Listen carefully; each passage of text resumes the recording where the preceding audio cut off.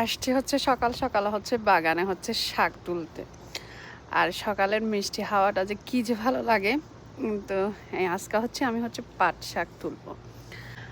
পাট শাক হচ্ছে দুই ধরনের, একটা হচ্ছে তিতা পাট শাক, একটা হচ্ছে মিষ্টি পাট শাক। দেখছেন এইটার ডাটিটা হচ্ছে একটু হচ্ছে কালো, আর এটা হচ্ছে মানে একটু সবুজ রঙের। তো আমাদের সাইডে আমরা কখনো হচ্ছে তিতা পাট শাকটা খাই না, এটা একটু খেতে তিতা হয়। আমরা সবসময় হচ্ছে মিষ্টি পাট শাকটা খাই। কিন্তু আমার বাগানে হচ্ছে দুইটা হয়েছে, হয়তো দুইটাই মিক্স ছিল, দুইটাই হয়েছে। তো আজকে অনেক পাট শাক হয়েছে। হ্যাঁ, ভাবলাম আজকে যেহেতু বন্ধ সেই জন্য একটু পাট শাক রান্না করে ডাল দিয়ে, তো খেতে অসাধারণ। সবগুলো তুলবো না, কারণ মানুষ হচ্ছে 3-4 জন, বাচ্চারা তো খাই না প্রথম প্রান্তিক, তাও একটু খাবে, পূর্ণা তো ধরবে নাই। তো অল্প করেই তুলবো। প্রথমে হচ্ছে একদম ছোটো ছোটোগুলো তুলে ফেলবো, যেগুলো হচ্ছে বড় হচ্ছে না। এই তো অনেকগুলো তুলছি, এগুলো আমাদের জন্য হয়ে যাবে একবেলায়। তো এগুলো একটু পরিষ্কার করে নেবো, যেহেতু আমি একদম গুঁড়া থেকে তুলে নিয়েছি। তারপর হচ্ছে রান্না করব।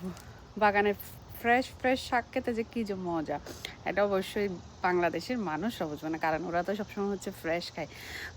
তবে আমরা যারা হচ্ছে বিদেশে আছি তাদের কাছে এটার অনুভূতি অন্যরকম।